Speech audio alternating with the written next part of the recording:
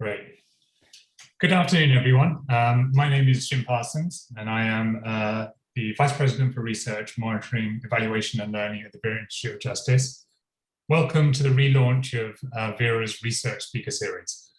Before I introduce our speaker today, Dr. Elizabeth Hinton, I'd like to just let you know that you can turn on closed captioning for this talk by hitting the closed caption button, CC button at the bottom of your screen, and select view subtitles or view full transcripts. As you'll see, we also have an ASL interpreter who's spotlighted here. So as I say, welcome to the Vera's Research Speaker Series. The speaker series provides an opportunity to hear from leading researchers, activists, and scholars who are conducting cutting-edge work on the criminal, legal, and immigration systems. The speaker series has been running for more than a decade now, and our speaker today is returning for her second talk as part of the speaker series, so we're very grateful for Dr. Hinton rejoining the series. And over this period, we've heard from dozens of researchers, and you can find an archive with previous speakers' recordings on Vera's website, vera.org. So we're relaunching after a pandemic hiatus, and going forward, we'll be highlighting research that advances race equity, centering BIPOC scholars, and when possible, researchers who work alongside community members. The series will highlight work across disciplines, including community activists. So Jakia Bradley, my colleague, will talk about our next session, and stay peeled and for more speaker series events coming up. So for our first event, I'm delighted and honored to welcome Dr. Elizabeth Hinton. The title of Dr. Hinton's talk is Riot or Rebellion, the Meaning of Violent Protests from the 1960s to George Floyd. She will be speaking about research from her new book, which was released, I think, just last week, hot off the presses, which is called America on Fire, The Untold History of Police Violence and Black Rebellion Since the 1960s. So Elizabeth Hinton is a professor of history and African-American studies and law at Yale.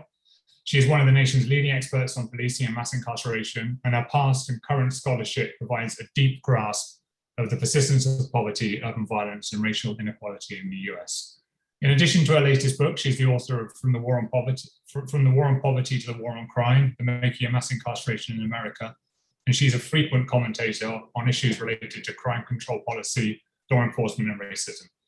Her articles and op-eds can be found in the pages of the Journal of American History, the Journal of Urban History, the New York Times, the Atlantic, the New York Times Book Review, the LA Times, the Boston Review, the Nation, and Time, and other outlets.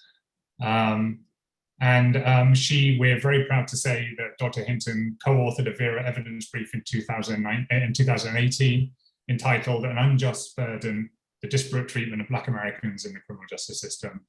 We're grateful for her partnership then, and that she's made time to talk to us today. So Dr. Hinton will speak for 30 or 40 minutes, and then my colleague Daniela Gilbert will facilitate a Q&A. We want to leave some time for questions. Before we start, the last thing I'd like to do is to thank Erin Stagoff-Belfort and Jakia Bradley for organizing this session, and for Jakia for organizing so much that we do in research at Vera, but for this whole research speaker series. So now, Dr. Hinton, take it away. Thank you. Thank you so much, Jim, for that intro, and to Vera for hosting. This is an organization that is just so near and dear to my heart. Jakia, Erin, and Daniela for kind of holding down the fort, and of course to all of you for coming. I just, as I've been saying, I really wish that this could be in person, but it's great to be back as part of this speaker series, especially in a moment that couldn't be more timely, since tomorrow will mark the 1-year anniversary of the murder of George Floyd by Minneapolis police officer Derek Chauvin. And if you haven't seen it already, I just would be remiss if I didn't draw your attention to the special section that the New York Times ran in its Sunday review, with a number of pieces from different perspectives reflecting on this past year and its implications. And I contributed an essay adapted from America on Fire that I'm going to expand upon today. All right, so I'm going to share some slides with you so that you don't have to just look at my face on the big screen the entire time. So George Floyd's death was a state-sanctioned killing, what some call a lynching, captured on video, watched more than 1 billion times by people around the world. And as you know, in his final moments, Floyd, unarmed and in handcuffs, pled for his life and repeatedly informed the officer and the crowd of bystanders that he couldn't breathe. This was a state-sanctioned killing with a white officer jamming his knee into the neck of a 46-year-old Black man for nearly 10 minutes as 3 other officers held Floyd's body down on the street. That galvanized the largest mass mobilization in American history last summer, with millions of people protesting anti-Black racism and police violence on the streets of cities in all 50 states and some 4,444 cities across the planet. Thousands took to the streets in peaceful protest the night that George Floyd died, demanding justice for his life, demanding that this time the officers involved be held fully accountable for their actions. And Minneapolis residents in turn responded to the buildup of unanswered grievances and the lack of concrete changes to their immediate living conditions, problems of underprotection, intentional segregation, and structural exclusion that were only exacerbated by COVID-19 by using the available resources at their disposal, throwing rocks, bricks, bottles, and firearms at buildings, police precincts, and police cruisers, and by taking goods and food from major retailers such as Target and AutoZone, and then burning these and other institutions like the Arby's shown in this video, or this image, to the ground. And police unleashed tear gas and rubber bullets on protesters in response, and the National Guard was deployed. In total last summer, more than 17,000 National Guardsmen patrolled the streets in American cities in 23 states and Washington, D.C. The Trump administration deployed federal troops to D.C., Portland, Seattle, Kansas City, Chicago, Albuquerque, Cleveland, Detroit, and Milwaukee under Operation Legend and Operation Diligent Valor. Trump had borrowed his law and order presidential campaign rhetoric from Richard Nixon and Make America Great Again from Ronald Reagan. And in the context of the mass protests for Black lives in 2020, the not so subtle appeals to white racism and the divisions, the authoritarianism of Trumpism, made the election about what kind of country we want the United States to be. So the question that we're facing today is, will we continue along this undemocratic and misguided policy path that has criminalized racially marginalized groups and the poorest among us for generations? Or will we fulfill finally the unfinished promises of the abolition of slavery and Jim Crow by supporting the structural transformations and redistributive changes at the national level that tens of millions of people demanded across the United States and the world last summer? In 2019, people of color under 16 were the majority, and by 2050, white people will be the minority. The Trump administration and its supporters in Congress are showing us just far they will go to keep their power to retain white supremacy in the face of these monumental demographic transformations.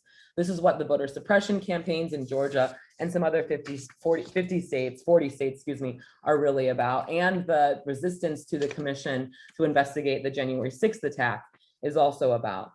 And these are the problems that have been central to American history and why the types of violence we witnessed last summer have been a nearly perennial occurrence in the United States since the Civil Rights Movement. When Trump tweeted the day after George Floyd died, when the looting starts, the shooting starts, he was quoting Miami Police Chief Walter Headley, who said the same thing at a press conference in 1967 after Miami similarly exploded. We have not seen a wave of urban violence like this since the long, hot summers of Lyndon Johnson's presidency. Between 1964 and 1972, the United States confronted the greatest moment of sustained domestic violence since the Civil War. And clearly, we've been living in the aftershocks of this period since. Every major urban center burned during these 8 years, but the violence was not just a problem in archetypal ghettos like Harlem and Watts, and in majority Black cities like Detroit and Washington, D.C. It could happen in any place where Black residents were denied access to political and economic resources and lived in segregated, unequal conditions. Together, these events caused hundreds of millions of dollars of property damage and shaped the lives of the store owners who found their businesses destroyed, the parents who lost their teenage son to riot police, the firefighters and the cops who were harmed and killed, and millions of other Americans in between. Through the rhetoric of our politicians, media coverage, and much of the academic research on the subject, we've become accustomed to refer to these events from Harlem in 1964 to Minneapolis last summer as riots, or what those left of center sometimes refer to as civil disorders. We are then left to view these moments in a historical vacuum as riots, as something meaningless and irrational, devoid of any political motivation and ultimately criminal. This is the position from which the Trump administration responded to the violence of 2020 and how President Lyndon B. Johnson responded from its inception.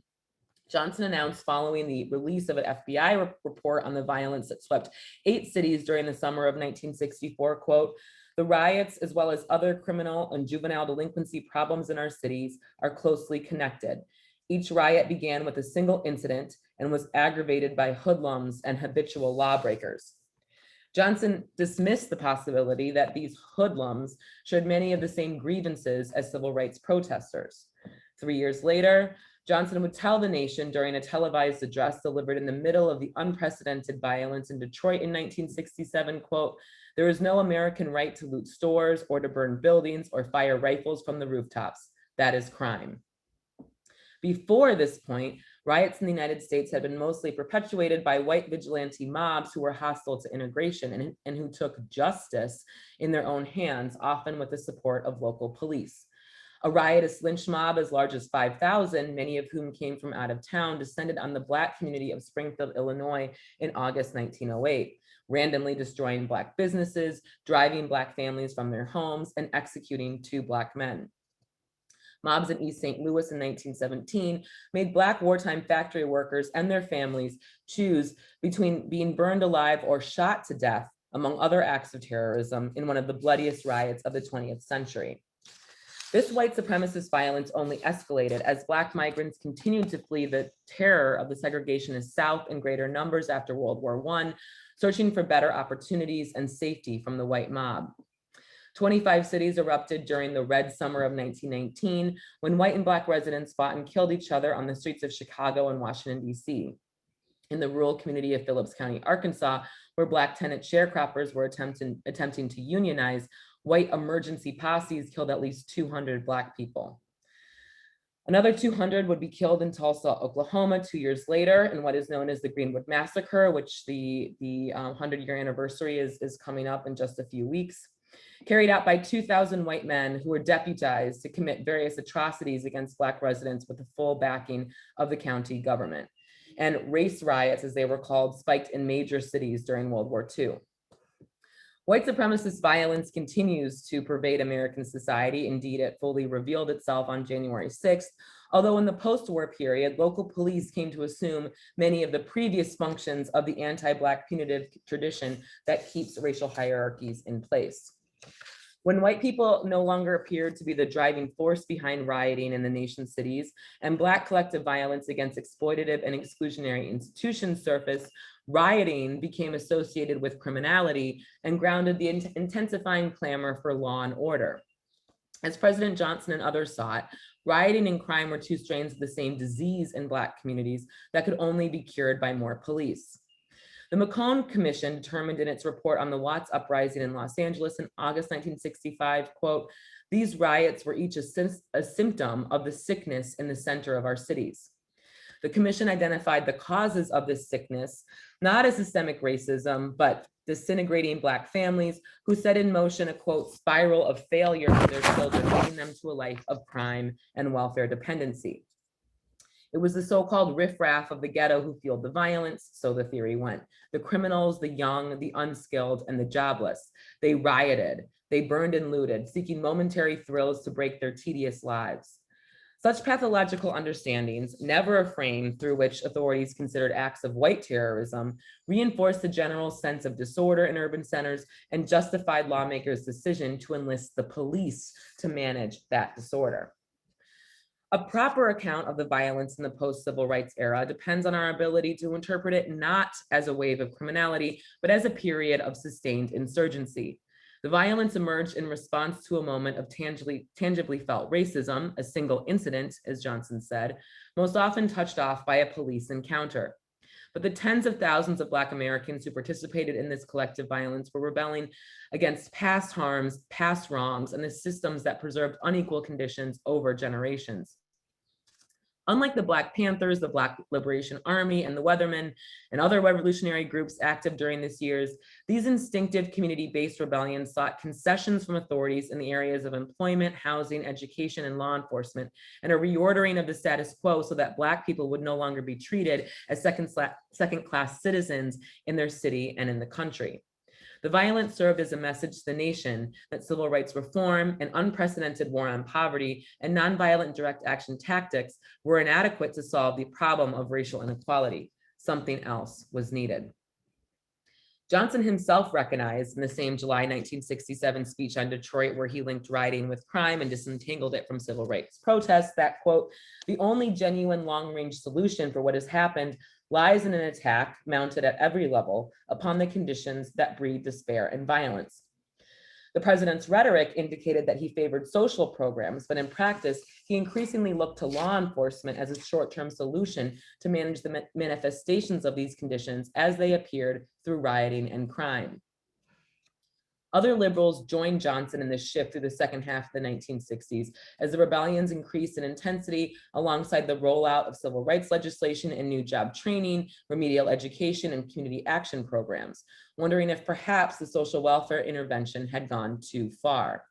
Viewed as riots, as criminal acts that could only be controlled with more law enforcement, Johnson and other authorities never seriously questioned the way the war on crime, launched 1 year after the war on poverty, may have also been culpable for the violence.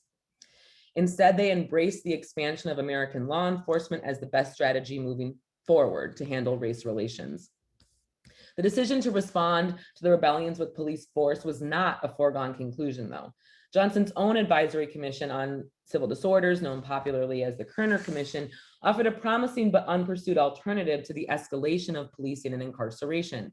In its final report of February 1968, which went on to become a national bestseller as a mass market paperback, the commission warned policymakers and the nation that absent a massive infusion of public resources promoting greater access to political and economic institutions, quote, sufficient to make a dramatic, visible impact on life in the urban ghetto, a rising proportion of Negroes in disadvantaged city areas might come to look upon the deprivation and segregation they suffer as proper justification to engage in large-scale violence, followed by white retaliation. The Kerner Commission's grim forecast came to fruition almost immediately and continues to shape American life to this day. Federal policymakers did not heed the warnings of the Kerner Commission or take seriously what residents told elected officials, newspaper reporters, and researchers about how rebellion could be prevented in the future. Nor did authorities take the persistence of rebellion as an indication that the strategy of increasing state surveillance and militarizing crime control forces in Black communities had inflamed the violence that officials wanted to prevent. But the Johnson administration blamed the riots on Black men between the ages of 15 and 24 and developed a new national law enforcement program to target that demographic. When faced with alternatives, lawmakers pursued a punitive path that advanced racial injustice. The rebellions appeared most threatening in the summer of 1967 and in the 137 separate incidents that followed the assassination of Martin Luther King in April 1968. Our memory of these incidents largely stops here, but the rebellions endured for years to come. In fact, between May 1968 and December 1972, at least 960 segregated Black communities across the United States witnessed some 1,949 separate uprisings, the vast majority in mid-sized and smaller cities that journalists and scholars tend to overlook. Most of the violent encounters involving Black residents during this period began in response to the policing of ordinary, everyday activity.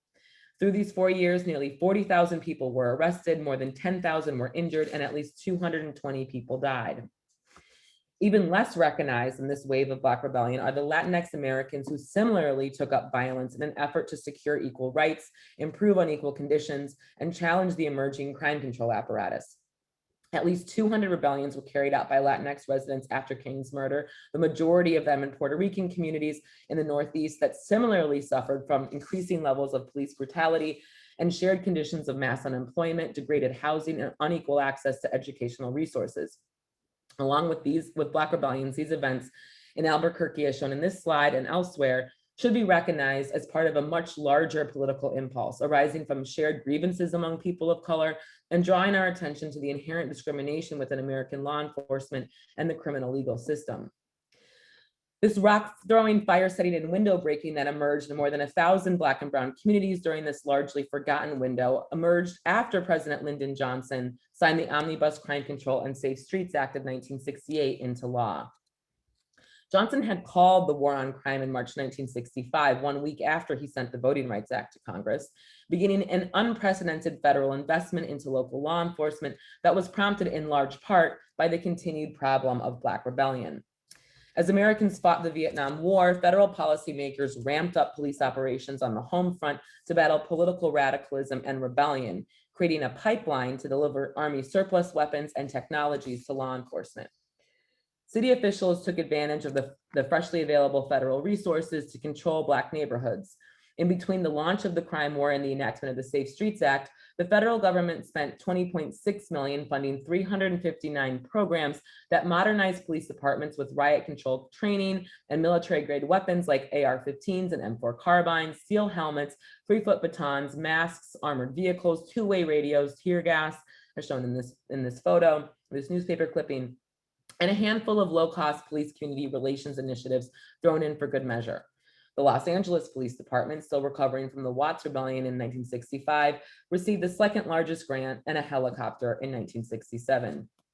Seen as the foot soldiers of the war on crime, as President Johnson called them, the federal government ensured that police, as a counterinsurgent force, will be prepared to face their domestic enemy. Although Black communities had been vulnerable to targeted surveillance, frequent encounters with police, mass arrests, illegal searches, and outright brutality in the century after emancipation, the official launch of the war on crime meant that residents in segregated low-income neighborhoods in big cities like New York, mid-sized cities like Phoenix, and smaller cities like West Point, Georgia, would be patrolled by police departments with an arsenal of riot control equipment at their disposal. By 1970, federal policymakers had allocated some $40 million, or about $300 million in today's dollars, on such equipment for law enforcement. At the same time, the Safe Streets Act, in its $330 million total outlay for crime control, supported the influx of police officers in urban areas that seemed prone to rebellion. The strategy of militarizing local police forces and saturating communities of color with police and surveillance failed to have a measurable impact on the crime problem itself in the poorest, most vulnerable urban communities. Even as national crime rates declined significantly in the 1990s, the moment when federal policymakers accelerated the turn towards zero tolerance policing and mass incarceration, in the communities where police and surveillance loom large, Black and brown residents tend to be vulnerable to premature death. In this sense, the wars on crime and drugs and the hundreds of billions of dollars allocated to fight them represent not only gross violations of civil liberties, but are arguably the biggest domestic policy failures in the history of the United States. The large-scale rebellions of the last decades of the 20th and early 21st century, so Miami in 1980, Los Angeles in 1992, and Cincinnati in 2001, share many of the same causes and characteristics as the collective violence of the earlier period. But these rebellions and the political violence that followed beginning in the mid-2010s emerged in the response to the way policing measures advance an inherently racist criminal legal system that disproportionately ensnared millions of women and men of color, deepening segregation and inequality in the process. The conditions that bred the police encounters and legal injustices that precipitated the rebellions of 50 years ago and in the 80s and 90s and today would have not have happened and could have been avoided entirely had national lawmakers and law enforcement authorities decided to respond in a different way to the enlightened protests of the post-civil rights era in both its nonviolent and violent forms. Prevailing interpretations view the rebellions as a break from the nonviolent direct action protest tactics of the civil rights movement. This second reconstruction, which promised to meet the unfulfilled objectives of the Civil War and its aftermath, aimed to integrate American society and extend the bounds of citizenship. It secured the right to an education, to shop at certain stores or eat in certain restaurants, and to vote. It made racism no longer acceptable in American public discourse and created a growing Black middle class. But with the war on crime came new forms of social control, and with them, a new form of resistance. As the Reverend Charles Cohen, a prominent activist who preached the politics of armed self-defense and community control in Cairo, Illinois, pointed out, quote, Voting rights could not be eaten or made into clothing and shelter. The sit-ins, marches, boycotts, voter registration drives, and legal challenges that defined Black politics in the post-war period had not addressed the structural inequalities or provided protection from the lived realities of police and white supremacist violence. For many Black Americans, the choice seemed to be give up and accept their inferior status in American society or to fight back. In this sense, the rising generation that spawned the unrest in segregated urban communities during this period was prepared to take the socioeconomic aims of the civil rights movement to its logical conclusion. This generation spent their childhoods witnessing the civil rights movement unfold, and we're now approaching adulthood in the era of Black power, emboldened with the kind of courage to meet police violence with violence that perhaps older generations could not have possessed. But even if they did not participate and often served important roles in calming the violence, many older residents resonated with and admired the determination of those who stood up to the forces of anti-Black racism with rocks and fire. As a Black activist in Alexandria, Virginia, put it, quote, "The expression the youngsters put forth is a deep and hidden expression of older Blacks." Likewise, an older resident in York, Pennsylvania, a city which suffered from one of the most devastating rebellions of the era in the summer of 1969, one that involved the twin forces of police violence and white vigilante terror, explained, quote, "The cops are out shooting at people or busting heads, and you go down to City Hall and they say they didn't do it, and that's all there is to it. You can't buck City Hall. We've been going to City Hall for years. Somebody's going to have to get hurt. That's all there is to it." If government authorities were unwilling to protect Black residents from police brutality, then self-defense, a politics Black Americans had adopted historically under white terrorism and government complacency in an attempt to create safer conditions in their communities, presented itself as a rational alternative. In addition to serving as a form of protection among the nation's most vulnerable, violence might force state, local, and national politicians to respond with greater urgency to Black residents' demands. As a spokesman for the Hartford Black Caucus declared in 1969, after young Black residents engaged in confrontations with police and damaged nearly 100 buildings with rocks and fire through the summer, quote, "The power structure reacts to riots and violence. This is the Black man's only power." By their actions, those who participated in the rebellions argued that violence was a necessary strategy to secure economic access and full civic inclusion for not just Black people, but all Americans. It can be a struggle to imagine the young people who threw rocks at police or who looted local businesses as political actors, and this bias has influenced the writing of history. Even scholars and activists interested in forms of resistance to structural racism have been reluctant to take seriously the political nature of Black rebellion. Yet just as much as nonviolent direct action, rebellion presented a way for people of color to express collective solidarity in the face of exploitation, political exclusion, and criminalization. And arguably, the success of nonviolent direct political action that characterized the civil rights movement and is the guiding principle of protest today depended on the presence of violent direct political action. As Martin Luther King Jr. himself recognized, the power of mass nonviolence arose in part from its abilities to suggest the coercive power of violent resistance should demands not be met. Therefore, when we reflect on Black protests, past, present, and future, we should endeavor to see both its violent and nonviolent expressions as entwined forces. And to do that, we should attempt to understand violent rebellion on its own terms, as a form of direct political action that has been just as integral to the history of the United States and freedom movements. And both violent and nonviolent traditions continue to ground movements for racial justice. But the violent conditions that have shaped Black lives for centuries have made violent responses to those conditions a feature of American life from the very beginning. Indeed, what I've been describing and what happened last summer has been one of the central problems of American history. Slave owners constantly feared their human property would exert their self-defense by escaping, or that groups of enslaved Africans would take revenge on their white masters. Slave patrols, Americans' first system of organized civilian-based law enforcement, were charged with suppressing potential insurrection by raiding slave dwellings, dispersing gatherings, and patrolling areas around plantations and towns. These essential duties became the foundational logics of American policing, or maintaining the social order and preventing violent retaliation among oppressed people of color by making them objects of surveillance and social control. Under the terms of the Declaration of Independence, enslaved Africans were justified in rebelling against the forces that kept them in bondage.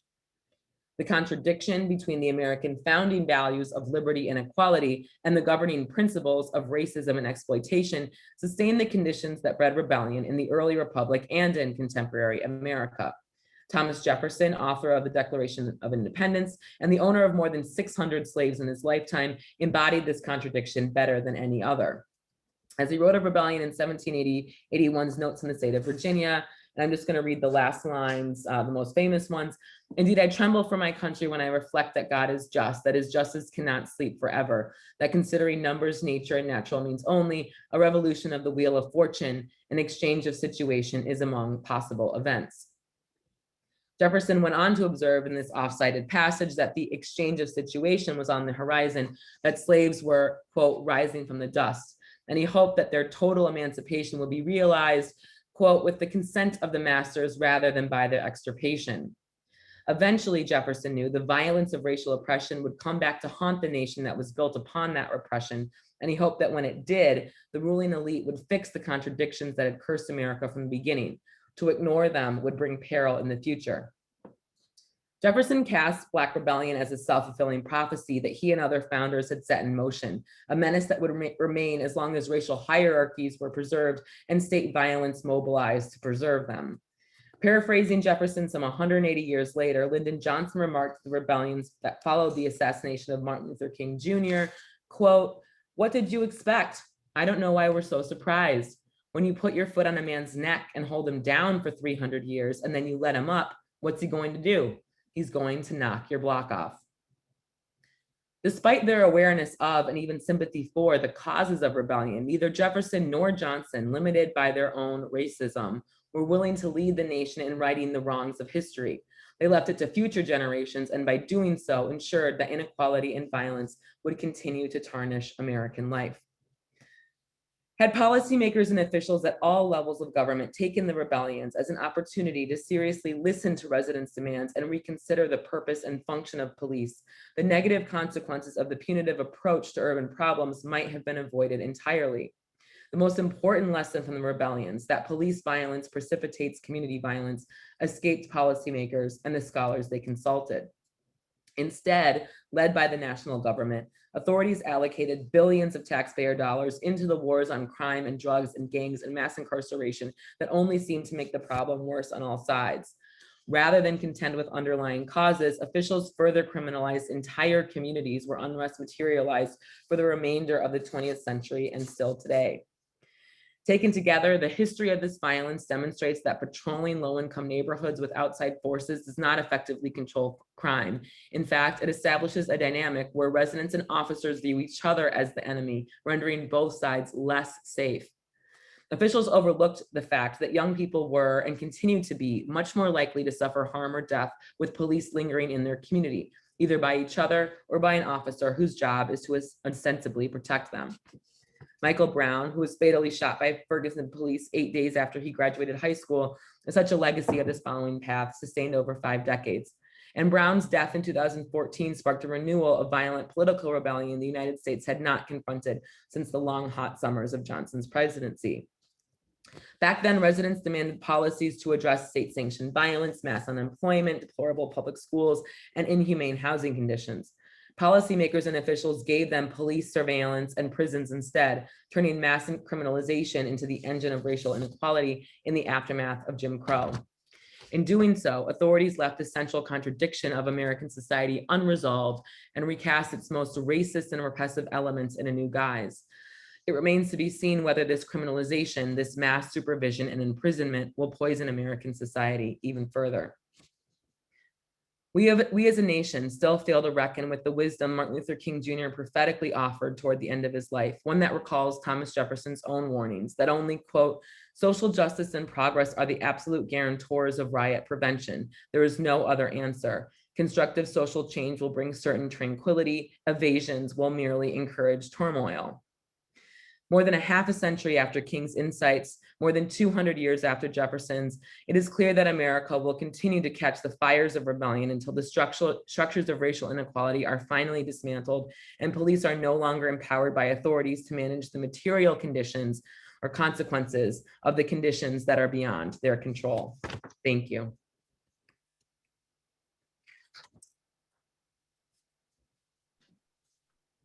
Thank you so much, Dr. Hinton. You conveyed so much important history that's often overlooked, and we're so grateful to you for sharing it and to have a book to reference as well. I'd like to begin with a question from our viewers. It's a question about the term riot and rebellion. So could you talk more about the distinction you make between rebellions and riots? The person who asked the question is thinking specifically of Toby Haslett's recent essay, Magic Actions, where he makes a case for the urgency and efficacy of riots, implores readers not to fear the word, and states that, quote, "there's power in a riot." How would you respond to this? And can you talk more specifically about what's at stake when we depart from the term riot, and if there's anything to be gained from embracing it?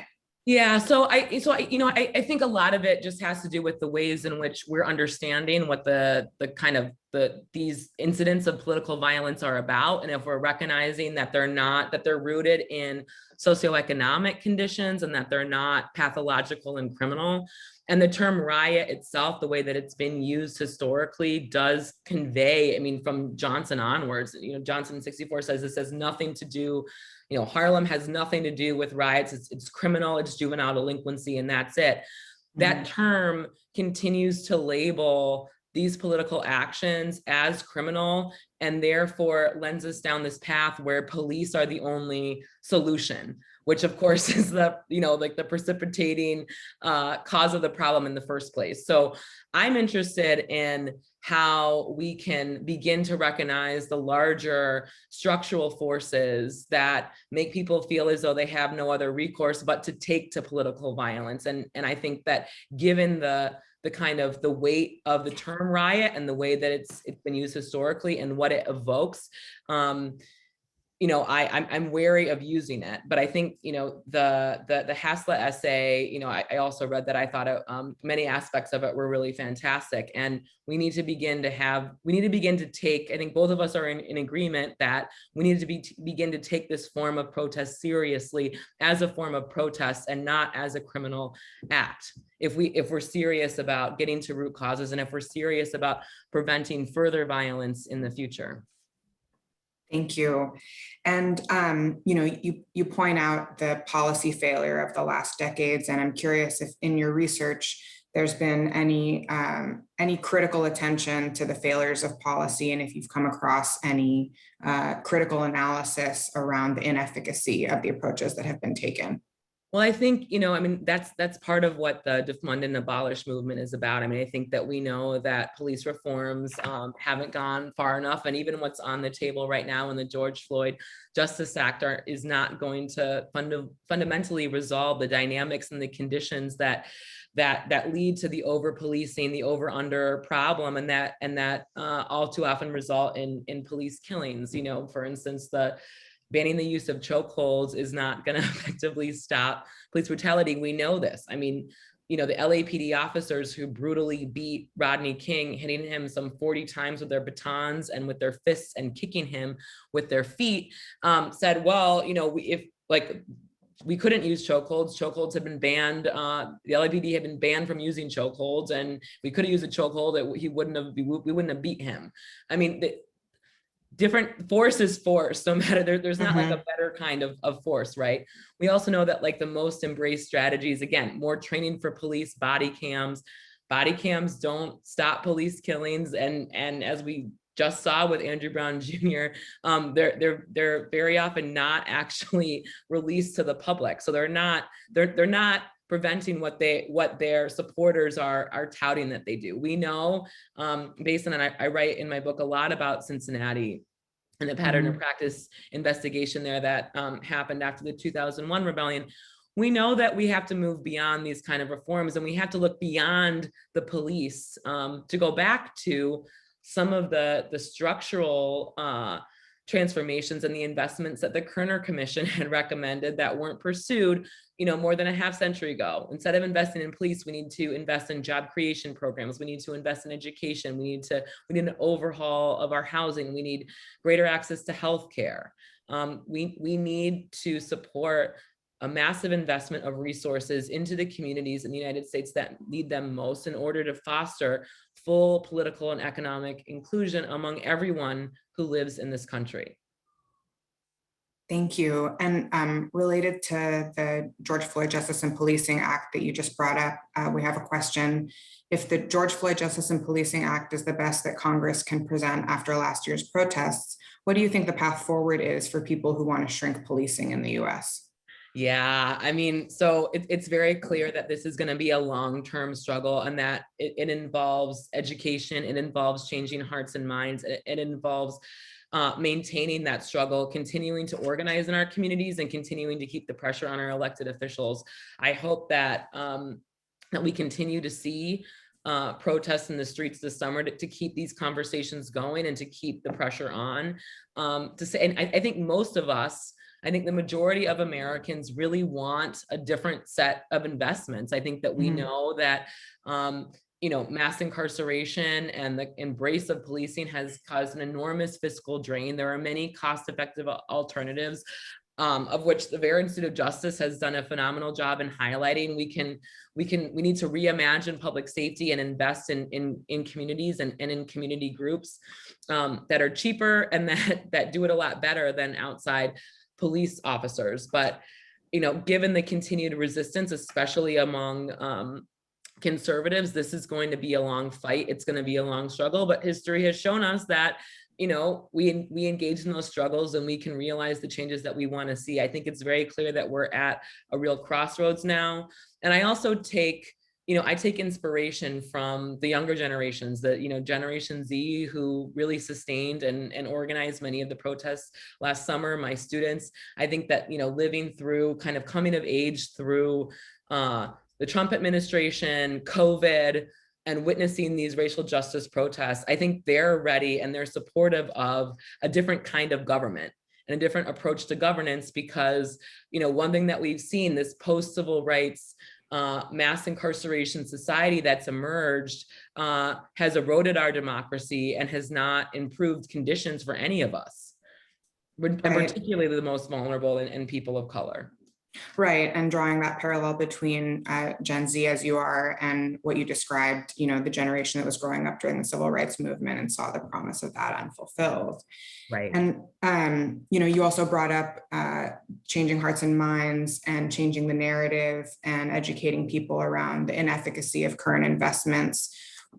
What do you think the role is of, you know, different institutions, whether it's education system, whether it's the media, and thinking through, you know, acknowledging this is a long road to change? What do you think their potential contributions may be? Yeah, it's really, and it's going to take all of us. It's going to take, you know, like, we're all complacent and responsible for this mess that we're in with policing and racial injustice and mass incarceration. And it's going to take all of us to get out of it. I do think that, and one of the things that's been good that's come out of this summer, or last summer, but it needs to be sustained, is the kind of is the degree to which the media, but also corporations, are at least recognizing the way that systemic racism shapes political and economic institutions, and are rhetorically taking ownership. You know, the next phase is actually like supporting those investments that are going to reach the Americans, the people in this country who are the most vulnerable and who live in the most unequal conditions. And so it's about, you know, how are we actually going to sustain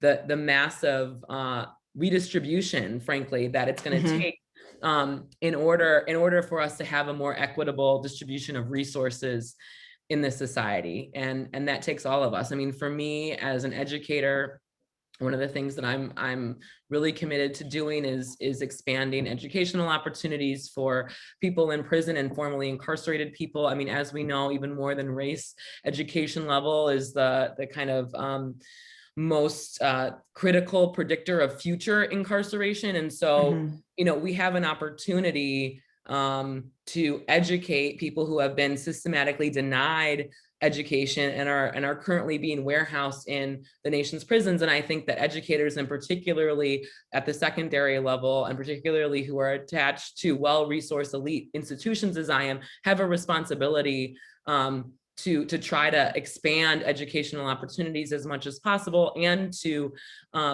provide educational opportunities to those as when they were returning home from prison. I mean, I think that's one thing that I can do. And it's also about, continuing to pressure for different sets of investments. I know I sound like a broken record there, but it's about, and that's just to like put this in another historical frame. I mean, that's one of just the things that's so tragic about that war on poverty, war on crime moment and the Kerner Commission moment is that, there was an opportunity there. That was the last time we really had this opportunity to make, instead of a job creation program for police, a job creation program for low-income people. And the programs of the war on poverty were never supported at the national level in the kind of long-term and sustained way that the crime control programs the federal government developed were. And, we have to wonder, what kind of society would we be living in if the federal government got behind the war on poverty in the same way that it got behind the war on crime? And that is like to basically dissolve the war on crime, forget the war on crime, and say, you know what, crime prevention means that we have really robust school districts. Crime prevention means full employment. Crime prevention means guaranteed income. Not crime prevention in the form of police and prisons. Would George Floyd still be here? Right. And so do you have any insight into why the Kerner Commission recommendations weren't adopted? And what do you think why do you think we as a society have resisted these changes for so long and at such a cost? That's a great question. And Johnson refused to ever comment publicly on the Kerner Commission report. He thought that those recommendations were way too radical.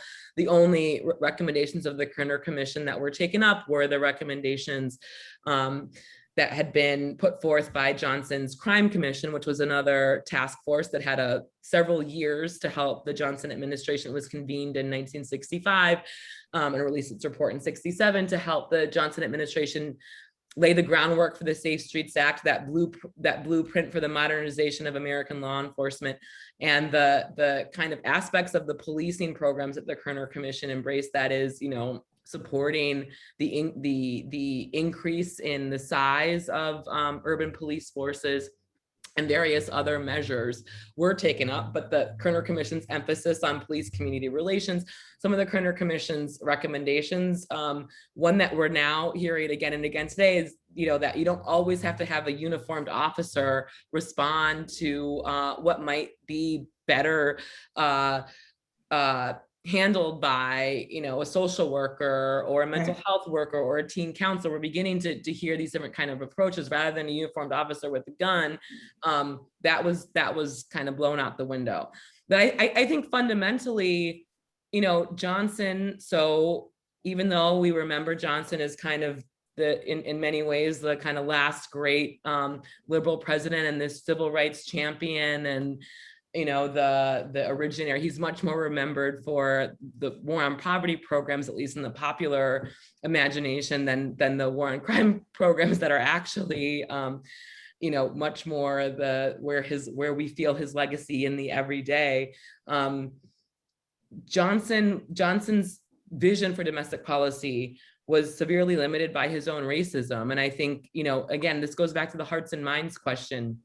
Policymakers have been resistant to supporting the kinds of transformations that it's going to take to finally disrupt the racial hierarchies that have defined the United States historically. And again, that's a hearts and minds battle. I think it's one that, and I mentioned this in the talk, but the country, white people will soon be in the minority. The country is becoming more diverse, and so we're at this crossroads of what are white people who believe in white supremacy and want to retain their power going to do in order to retain that power.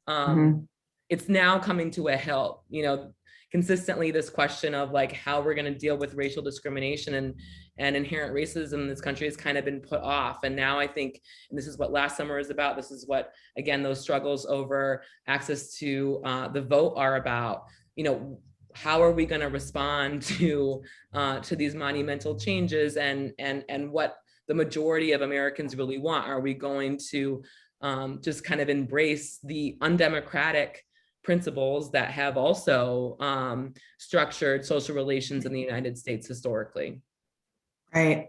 And we have another question about under the umbrella of what are we going to do? A question from Louisiana, where videos were just released of Louisiana State Police beating and dragging a man while he apologized for continuing to drive away from them because he was scared. And it seems like there's a real rift between whether we need federal oversight or whether we need to defund the police to fund everything that you spoke about.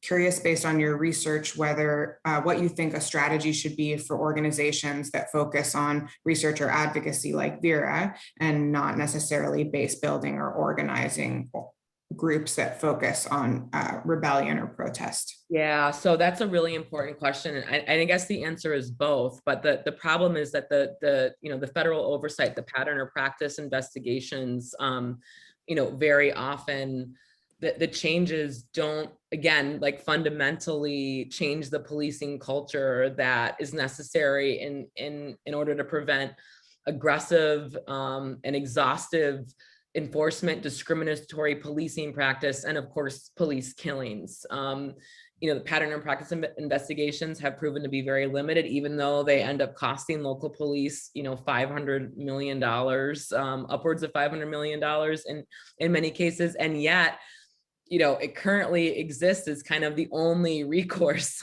to hold officers accountable, to hold departments accountable, and for cities to confront the problem of exhaustive force and police brutality in the face of, and this is like the other trend that's happening through this post-civil rights era, increasingly powerful police unions. So we do need, we need an active and aggressive Department of Justice to help hold police departments' feet to the fire. But at the same time, we need to continually invest in different visions of public safety beyond the police. And I think in that sense, many community groups across the country at the local level who are working to address the needs of crime survivors, who are working to pressure officers to change various practices, who are doing violence reduction work and intervention work with young people who are vulnerable to getting shot or to shooting others.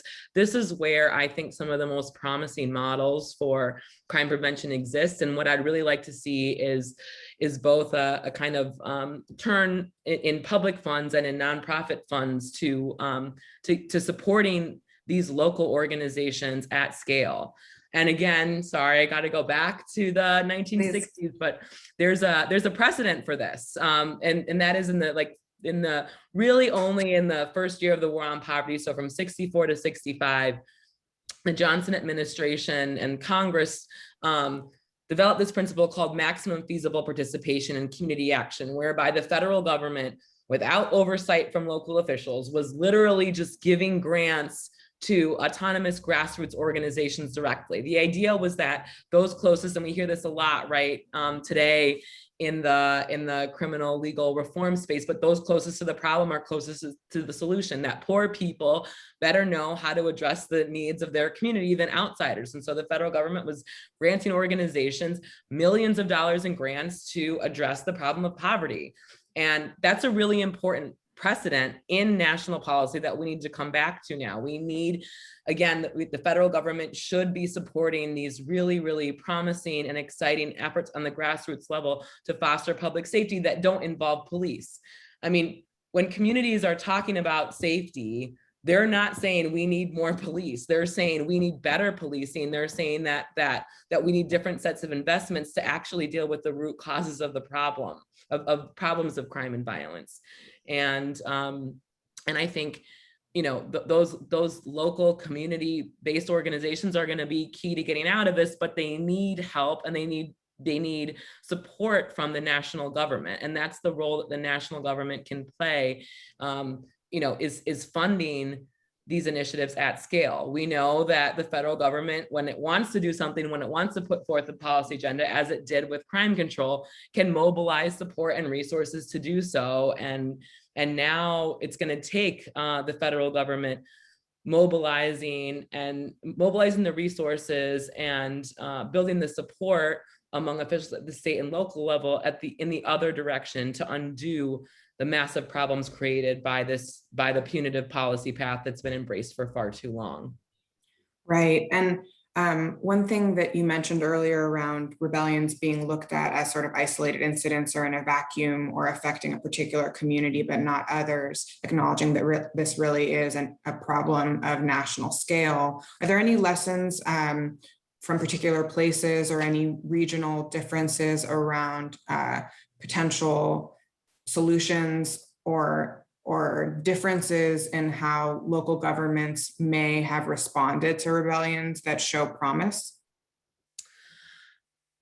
That's a tough one. I mean, I think that, and I actually don't write about this case in the book, but Cleveland in 1968, there was a rebellion that happened after a shootout between a black radical activists and police. And after the kind of bloodbath between this activist group and police officers with casualties on both sides, many members of the community came out and started rebelling, started burning buildings, and the rebellion in Cleveland lasted for several days. The National Guard had to be called, but the police, and this is one thing that I really talk about in the book, and again, the lesson that I mentioned in the talk, that violence precipitates community violence. And so the police inflamed people who were engaging these violent political tactics and escalated the rebellion. And the mayor, Carl Stokes, black mayor, said, okay, we're going to withdraw. We're actually just going to take the police out. We're going to withdraw the police. We're going to allow tenants to patrol their community. The police are only escalating the tensions.